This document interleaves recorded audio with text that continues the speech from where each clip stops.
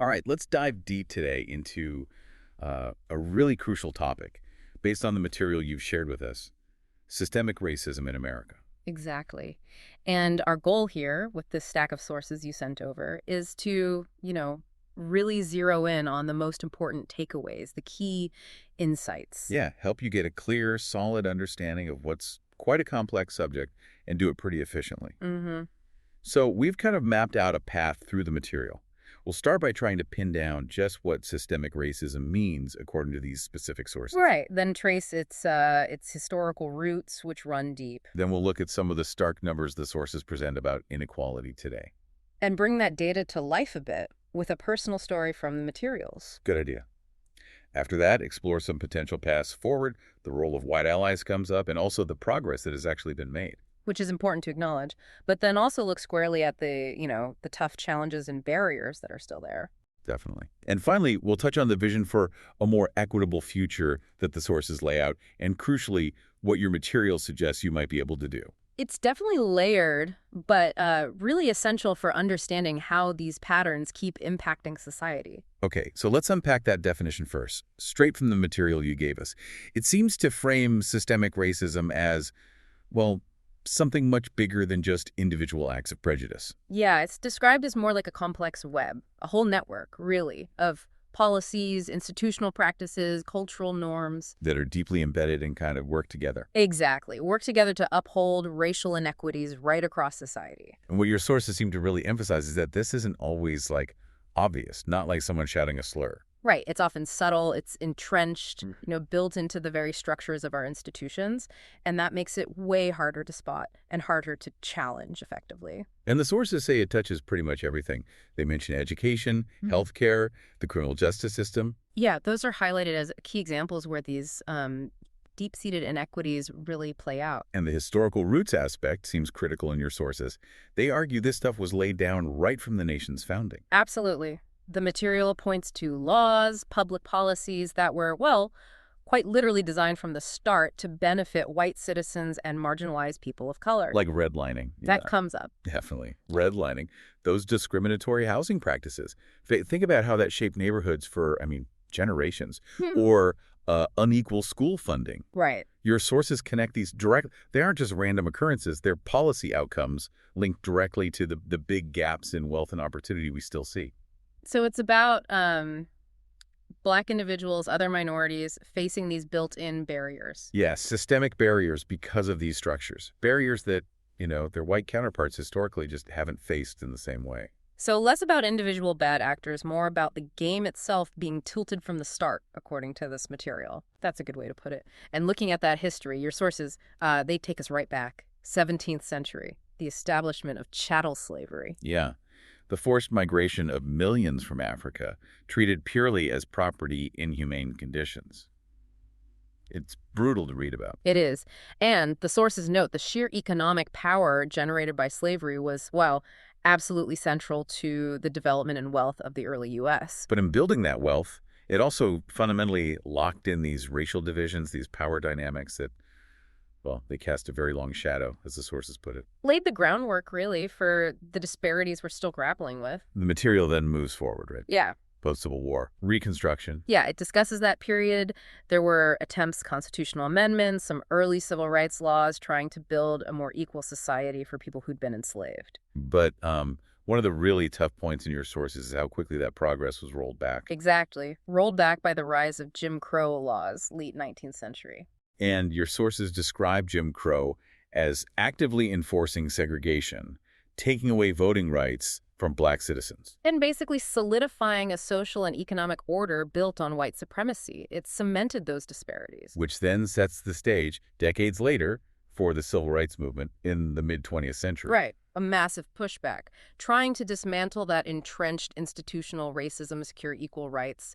The sources highlight figures like Martin Luther King Jr., Malcolm X, Rosa Parks, pivotal figures. Mobilizing people through protests, legal fights, advocacy. And you see those landmark moments mentioned, like Brown v. Board of Education, the Supreme Court ruling against school segregation. And the Civil Rights Act of 1964. Huge. Absolutely critical victories in legally challenging segregation and discrimination across the board. But what's interesting is how your sources connect that past, right up to today. They say, despite those huge advancements, the struggle wasn't, like, finished. Exactly. That's a key point in the material. The systemic issues didn't just evaporate, they persisted, maybe shifted form a bit, but remained embedded in education, criminal justice, economic opportunity. Yes. Still impacting Black Americans and other minority groups today. That historical thread, your sources argue, isn't just history. It runs right into the present reality. Which brings us right there to the current reality. Mm. And your sources are pretty clear. This isn't ancient history. It's a critical issue now, and they back it up with some pretty revealing statistics. The data they present is quite stark.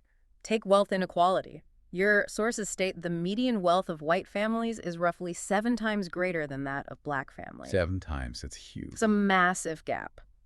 And the sources directly link this financial disparity back to those historical injustices policies like redlining, discriminatory lending, that systematically blocked Black families from building generational wealth the same way white families could, often through things like home ownership. And education, too. The sources talk about the achievement gap. Yeah, they note Black children are significantly more likely to end up in underfunded schools. Which means fewer resources, maybe less experienced teachers. Right. Leading to lower test scores, lower graduation rates compared to white peers. And the sources make this crucial link, those school disparities. They directly impact jobs, earnings down the line. It perpetuates a cycle. Okay, and employment. Similar story in the data presented. Your sources find Black individuals consistently face higher unemployment rates than white individuals. Even when you control for things like education level or experience. Even then, according to this material. And that disadvantage in the job market, it feeds directly into higher poverty rates in Black communities. And the criminal justice system. The sources are really stark here. They are. They detail how Black individuals are disproportionately represented in prison populations. And often get harsher sentences than white people for similar crimes. That's what the sources state. And they point out the ripple effects on communities, families disrupted, economic potential lost, the huge barriers people face trying to reintegrate after incarceration. So if you put it all together, wealth, education, jobs, justice, your sources are basically using these stats as evidence of how pervasive systemic racism's effects are today. Exactly. They're presented not as isolated issues, but as interconnected outcomes of this underlying system. Numbers are powerful, for sure, showing the scale. But your sources also include something else important: the human stories. Yes, this section tries to bring the data to life through personal experiences. There's one account in particular. Yeah, your material shares the story of a young African-American woman. She talks about growing up in a neighborhood that was mostly white. Okay.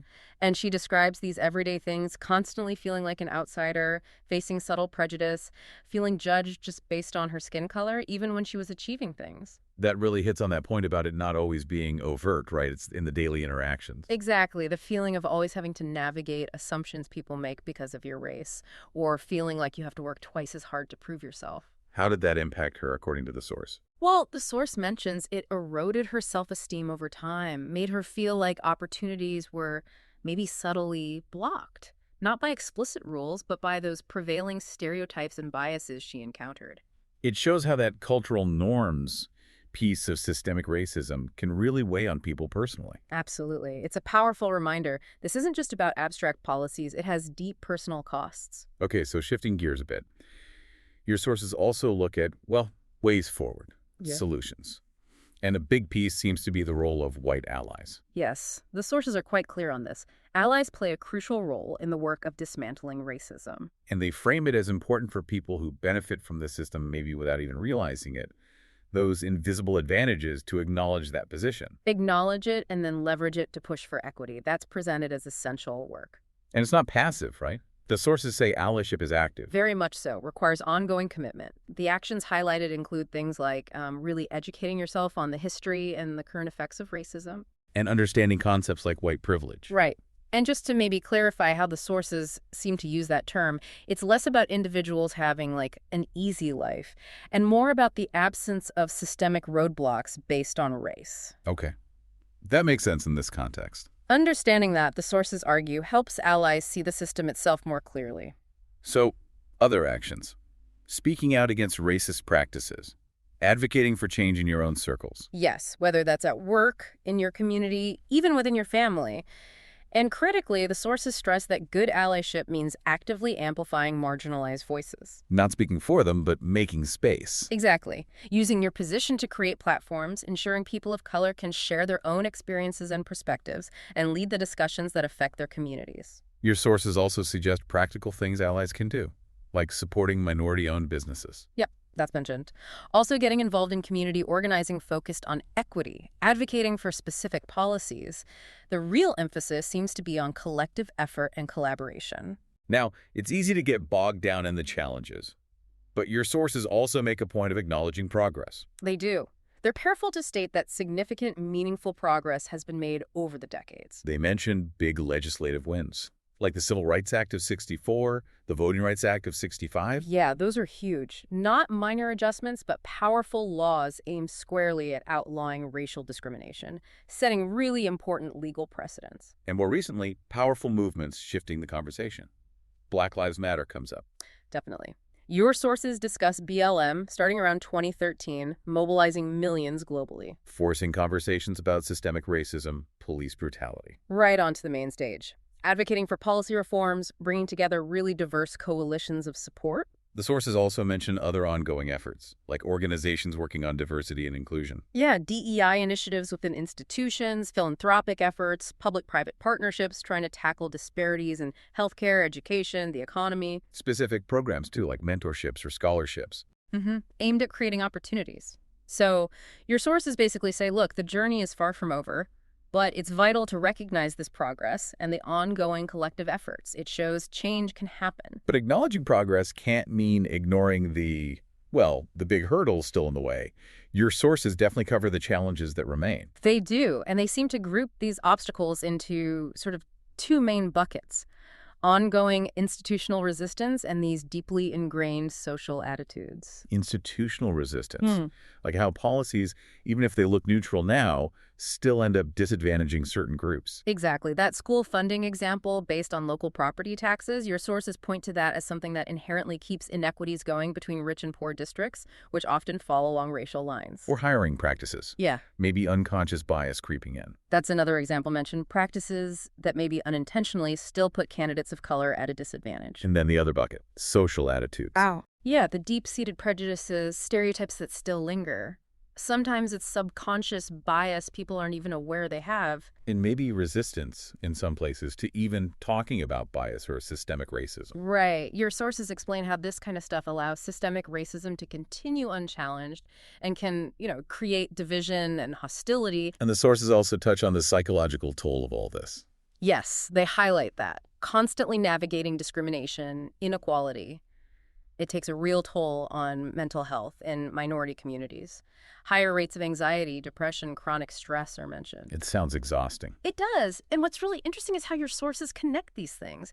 The institutional barriers can reinforce the negative social attitudes. Right? If the system feels rigged, it might feed stereotypes. Exactly. And both of those impact mental well-being. Understanding how interconnected it all is, the sources argue, is crucial if you want to dismantle it. So looking ahead, your sources also try to envision a future of, actual equality. What does that look like, according to them? It requires a collective commitment, they stress, from everyone. A commitment to actively building equitable policies and inclusive practices everywhere. So the vision is, social justice is a priority, not an afterthought. Pretty much. Creating conditions where every single person, regardless of their background, genuinely has the chance to thrive. And policies designed specifically for equity.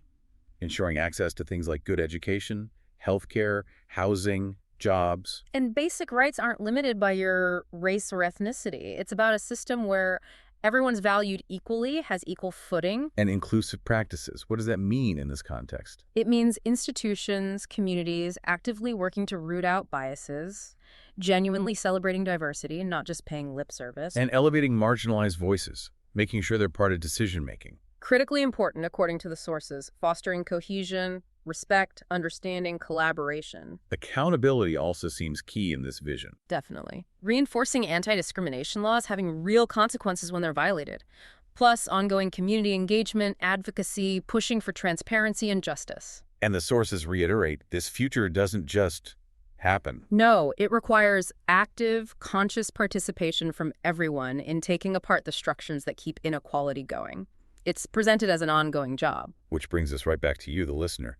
The sources seem to ask, implicitly, Yeah. how can you actually support this change? Education is framed as a really powerful first step, engaging with books, documentaries, research, learning the history, the ongoing impact. Builds a foundation for informed action. Exactly. And then advocacy, using your voice, raising awareness, supporting policies, contacting representatives, maybe joining protests or advocacy groups using social media. Whatever way feels right for you. Seems to be the message. And community involvement is highlighted too. Finding local groups working on inclusion, volunteering time or resources, just engaging in diverse conversations to build understanding and empathy. And even conscious choices in daily life. Supporting businesses led by marginalized communities is mentioned. Mm-hmm.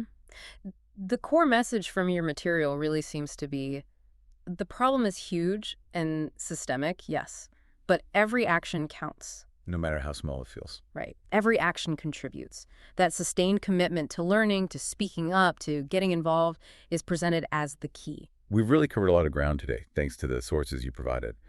We defined systemic racism as this embedded structure, not just individual acts. Traced its deep historical roots right up to the present-day realities shown in those stark statistics. And brought to life by that personal story. We looked at paths forward, the role of allies, the progress made. But also those stubborn challenges that remain both institutional and social. And finally, that vision for a more equitable future and some concrete ways your sources suggest you can contribute.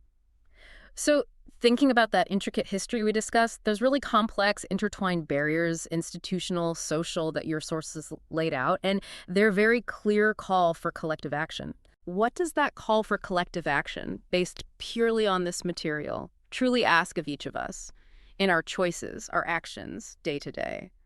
That is definitely a powerful question to leave us with. Thank you for bringing us these sources for this deep dive today.